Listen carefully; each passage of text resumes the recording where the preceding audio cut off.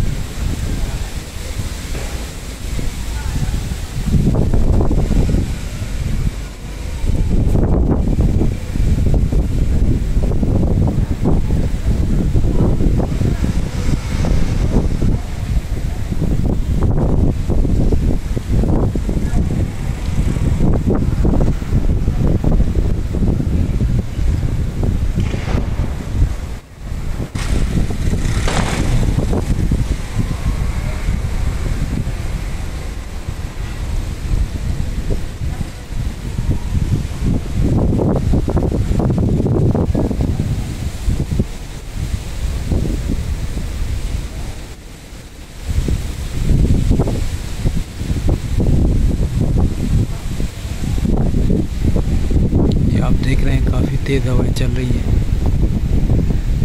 और उम्मीद है कि जैसे महकमा मौसमियात ने बारिश की पेशगोई की है क्योंकि बलूचिस्तान में इस वक्त काफ़ी बारिशें हो रही हैं और वहाँ सैलाब जैसी सूरत हाल है और काफ़ी हाई अलर्ट है और सयाहों को जो है वहाँ पर